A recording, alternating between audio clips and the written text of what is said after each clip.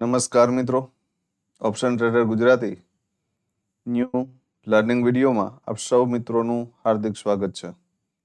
સૌથી પહેલાં અગત્યનું ડિસ્ક્લેમર કે આ વિડીયો માત્ર ને માત્ર એજ્યુકેશન પર્પઝથી છે. આની અંદર કોઈ પણ જાતની કોલ ટિપ્સ આપવામાં આવતી નથી. ઓપ્શન ટ્રેડિંગ એ રિસ્કી છે અને છતાં પણ જો તમારે કરવું હોય તો તમારા ફાઇનાન્શિયલ એડવાઇઝરની સલાહ લઈ અને પછી જ કરવું, જેથી કરી તમારા રિસ્કને મેનેજ કરી શકો.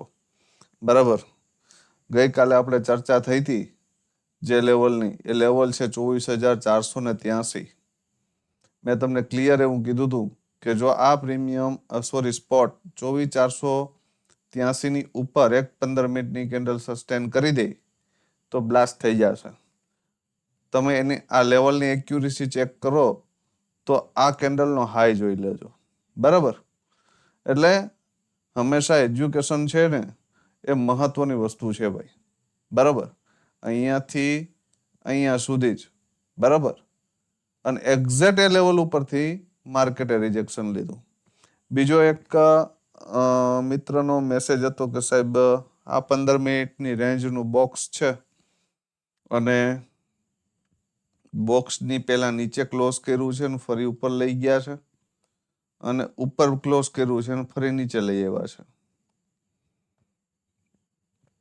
હવે પહેલી વાત તો એ છે કે આપણે ક્યારે બ્રેકઆઉટ કે બ્રેકડાઉન ટ્રેડ કરતા નથી ભાઈ. બરાબર. બીજી વાત, તમને બધાને એક પ્રશ્ન થતો હશે, આજે અમુક કોર્સવાળા મિત્રો પણ આ જગ્યા ઉપર મિસગાઈડ થયા છે.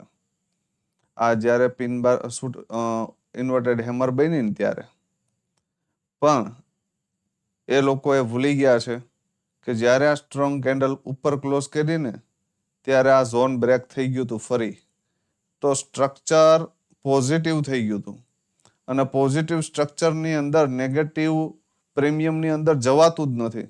પહેલી વાત તો એ છે. બરાબર. મતલબ કે સ્ટ્રક્ચર પોઝિટિવ છે તો આપણે કોલના પ્રીમિયમ ઉપર ઓપોર્ચ્યુનિટી ગોતવાની છે, નહીં કે પુટના પ્રીમિયમમાં. બરાબર.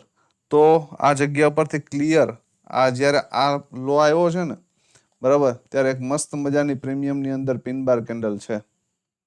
બરાબર. આજે સ્ક્રીનશોટ લેવાનો રહી ગયો છે. બરાબર. નહીતર બતાવે તમને કે પિન બાર કેન્ડલ કેવી છે. બરાબર. તો ત્યાંથી એક સરસ મજાની જેકપોટ મુવમેન્ટ મળી. કદાચ મળી જશે. એક જ મિનિટ. કોલનું પ્રીમિયમ સેમ જ છે આપણું. આજના પ્રીમિયમ પણ સેમ છે, એટલે આજે લેવલો ચેન્જ થઈ ગયા છે અને સ્ક્રીનશોટ મારવાનો રહી ગયો છે. પણ છતાંય ચાર્ટ તો હશે જ આપણી પાસે. બરાબર. હવે તમને એવો પ્રશ્ન થતો હશે કે સાહેબ આ રિવર્સ થયું છે, તો જ્યારે આ પ્રીમિયમ કોલનું ધ્યાનથી સમજજો, જ્યારે આ પ્રીમિયમ આની ઉપર નીકળ્યું, બરાબર, આ ઝોનની ઉપર, તો આ જગ્યા ઉપર પિનબાર કેન્ડલ છે ભાઈ. ચેક કરીએ આપણે 5 મિનિટમાં. મસ્ત મજાની પિનબાર છે. બરાબર છે. બહુ રૂપારી. બરાબર. તો અને એક્ઝેક્ટ જે ઝોનને બ્રેક કર્યું છે એ ઝોને આવી રિટેસ્ટ કરીને ત્યાંથી પિન બાર બની છે. તો હવે તમે મને કહો કે અહીંયાથી પુટનો ટ્રેડ અડાય કે અહીંયાથી કોલનો. બરાબર. તો જે તમારું કન્ફ્યુઝન હતું એ સોર્ટ આઉટ કરી દીધું છે. આજે રિવિઝન વિડીયો નથી. 1-2 મિત્રોનું જ કન્ફ્યુઝન હતું. બાકીના મિત્રોએ તો કમ્પ્લીટ આ મુવમેન્ટ કેપ્ચર કરી છે. પણ મારા માટે એક મિત્ર પણ બહુ મહત્વનો છે. બરાબર. કોઈ મિત્રને ક્યારેય પણ કન્ફ્યુઝન રહે એવું લગભગ રહેવા દીધું નથી. એટલે આજે રિવિઝન નથી બની શક્યો એટલે આમાં કવર કરી આપ્યું છે. બરાબર. તો આશા રાખું છું કે મિત્રને ખ્યાલ પડ્યો હશે કે મેં ક્યાં ભૂલ કરી છે. બરાબર. હવે મેન વસ્તુ કે સેન્સેક્સની અંદર શું જોવા મળ્યું છે. ગઈકાલે મેં નિફ્ટીમાં તમને ક્લિયર એવું કીધું હતું કે ભાઈ મને થોડા પ્રીમિયમ ઓવર વેલ્યુડ દેખાય છે. બરાબર. અને આવતીકાલે સેટલ થશે, બરાબર. એટલે ફર્સ્ટ સેશનની અંદર એની અંદર ઓપોર્ચ્યુનિટી મળી નહીં. સેન્સેક્સમાં પણ ફર્સ્ટ સેશન માં એક સરસ મજાની ઓપોર્ચ્યુનિટી હતી કોલના પ્રીમિયમમાં. એના સિવાયની નાની એવી ઓપોર્ચ્યુનિટી સિવાય બીજું કંઈ હતું નહીં. હા, સેકન્ડ સેશનમાં બંને પ્રીમિયમમાં જેકપોટ મળ્યા છે આપણે. મેં તમને ક્લિયર આ લેવલ આપ્યું હતું કોલમાં 169, બરાબર. કે જો મોર્નિંગમાં 169 ની આજુબાજુ આવીને સપોર્ટ લે કોલનું પ્રીમિયમ, તો પેલો ટાર્ગેટ 309, આ એક્ઝેક્ટ 309, બરાબર. એની ઉપર નથી નીકળી શકું એ 2 નંબરની વસ્તુ છે. પણ અહીંયાથી 150 પોઈન્ટ એટલે ઓલમોસ્ટ કેપિટલ 2x આપણે અહીંયા 80% ક્વોન્ટિટી બુક થઈ જવી જોઈએ. બીજી વાત, ફરીવાર જ્યારે આ પ્રીમિયમ ફરી 169 ની ઉપર નીકળ્યું, આપણી પાસે અહીંયા 2 લોજિક હતા. ફરી ડીપ આવ્યું, અહીંયા પોઝિટિવ કેન્ડલ બનાવી અને અહીંયાથી બ્લાસ્ટ થઈ ગયું, બરાબર. તો એક ઓપોર્ચ્યુનિટી આ હતી અને બીજી કોલના પ્રીમિયમમાં આ હતી. બીજો એક હીરો ઝીરો લેવલ મેં તમને આપ્યું હતું 58. તો આ પ્રીમિયમ એક્ઝેક્ટ 58 ની આજુબાજુથી ઓલમોસ્ટ 2x પ્લસ થયું છે, બરાબર. તમે જો આ લેવલની નિયર બાયથી ટ્રાય મારી હોય તો પણ સારામાં સારી ઓપોર્ચ્યુનિટી હતી. સાથે સાથે પુટના પ્રીમિયમમાં જેકપોટ હતો 44 ની આજુબાજુથી લગભગ 240. ભાઈ કેટલા ઘણું ફંડ થાય મને જરા કોમેન્ટમાં જણાવજો. પણ કઈ જગ્યાએ એન્ટ્રી કરવી છે ને, માર્કેટનું ડિરેક્શન ક્યું છે, આ બધી વસ્તુ સમજવા માટે તમારી પાસે એજ્યુકેશન જરૂરી છે. જો નાની એવી પણ ભૂલ કરી જશો તો તમે માર્કેટમાં રોંગમાં જ બેઠા હશો, યાદ રાખજો, બરાબર. બીજી વસ્તુ, આજે આખો દિવસ બહાર હતો એટલે આજે લાઈવ માર્કેટની અંદર કોઈ પણ જાતનો સપોર્ટ થઈ શક્યો નથી. અને આ પોસિબિલિટી ન હતી એટલા માટે જ 78,000 કોલ અને પુટ મેં તમને આપ્યા હતા કે જેથી કરીને સેકન્ડ સેશનની અંદર તમને મારે બીજા ચાર્ટ શેર ના કરવા પડે, થોડા ઉપરના આપ્યા હતા, બરાબર. તો આ તો વાત થઈ રિવિઝનની. પ્રીમિયમ અને આવતીકાલનું સ્પોટ જોઈ લ્યો, કેમ કે આજે વધારે ચર્ચા થઈ શકે એવી પોસિબિલિટી નથી ભાઈ, બરાબર. વધારે ચર્ચા થઈ શકે એવી પોસિબિલિટી નથી.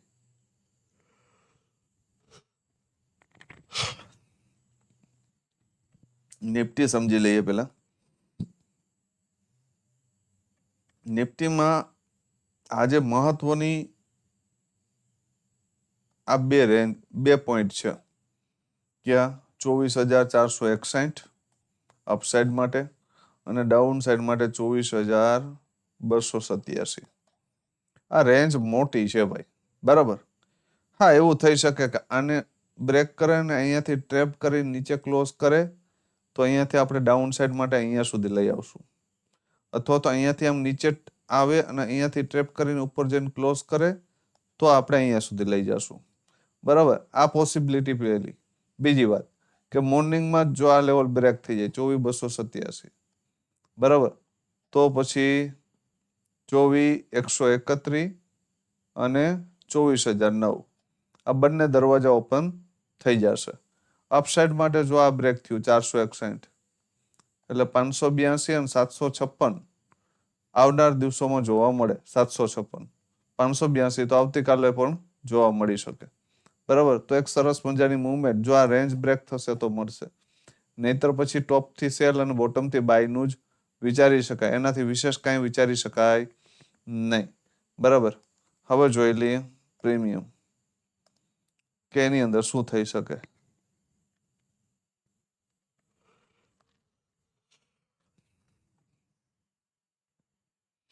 સોરી મિત્રો, ખૂબ જ થાક હોવાને કારણે થોડું ડિસ્ટર્બ થાય છે, પણ હલાવી લઈએ એટલું તો હલાવવું પડશે. 24,500 નો કોલ છે ભાઈ અને 24,200 નો પુટ છે, બરાબર. શું થઈ શકે આમાં? તો કે ભાઈ જ્યાં સુધી કોલનું પ્રીમિયમ છે જે આ એ 98 ની ઉપર છે ને ત્યાં સુધી પોઝિટિવ છે. 98 ની નીચે આવી ગયું ને એટલે આ પ્રીમિયમ નેગેટિવ થઈ જશે. આ 45 ની આજુબાજુ આપણે આની રાહ જોશું, બરાબર, અને એ પણ સપોર્ટ લે તો. બરાબર, આટલું ક્લિયર. આ ફર્સ્ટ કન્ડિશન ડાઉન સાઇડની. સેકન્ડ પોસિબિલિટી કે 129 ઉપર એક 15 મિનિટની કેન્ડલ ક્લોઝ કરી દે અને ફરી તમને 110 112 ની આજુબાજુ આવીને સપોર્ટ લેતું દેખાય તો એક 176 સુધીના ટાર્ગેટ માટે જઈ શકીએ અને એનાથી ઉપર જાય તો 214. આ સેકન્ડ પોસિબિલિટી. આની અંદર આ બે જ પોસિબિલિટી છે, ત્રીજી કોઈ પણ મારી ડિક્શનરીમાં આ પ્રીમિયમ માટે આજે નથી. બરાબર, આટલું ક્લિયર. બીજું, 24,200 ના પુટમાં શું થઈ શકે? ફર્સ્ટ ઓપોર્ચ્યુનિટી 122 ની ઉપર એક 15 મિનિટની કેન્ડલનું ક્લોઝિંગ, ફરી આ એરિયામાં રિટેસ્ટ અથવા તો આ લેવલને રિટેસ્ટ. તો પહેલો ટાર્ગેટ 207, બીજો 270 અને આનાથી ઉપર નીકળે તો 335 સુધી જઈ શકે. સેકન્ડ પોસિબિલિટી કે મોર્નિંગમાં જો આ ઝોન બ્રેક કરી દીધું, કયો 72નું, બરાબર, તો પછી આની જગ્યા છે 27 રૂપિયા. બરાબર, આની આજુબાજુ આવે, રેન્જ બનાવે, રેન્જનું બ્રેકડાઉન કરે ને ફરી ઉપર નીકળે તો પેલો ટાર્ગેટ 72, બીજો 91, આ ક્લોઝિંગ, અને ત્રીજો 122. બરાબર, આ થઈ શકે, ઇટ્સ પોસિબલ. બાકી આનાથી ઉપર નીકળે તો ઉપરના લેવલો છે જ. તો ટોપ ઉપર અને યા તો બોટમ ઉપર. ટોપ ઉપર એન્ટ્રી કરો તો એના પુલબેક સાથે કન્ટિન્યુ કરવા દેજો. આ ઝોન બ્રેક થાય તો પછી અહીંયા રાહ જોજો.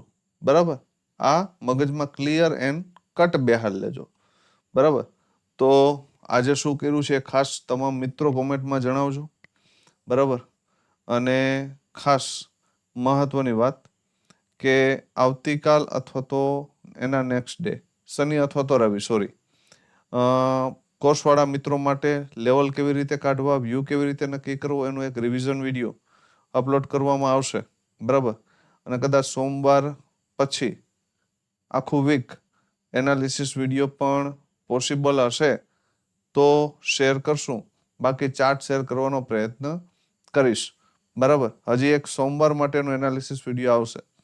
બરાબર, તો આજે શું કર્યું છે ખાસ કોમેન્ટમાં જણાવજો. વિડીયોને વધુમાં વધુ મિત્રો સુધી શેર કરી દેજો અને લાઈક અને કોમેન્ટ કરવાનું ભૂલશો નહીં. ફરી મળીએ નવા વિડીયોમાં. ત્યાં સુધી જય માતાજી, હર હર મહાદેવ.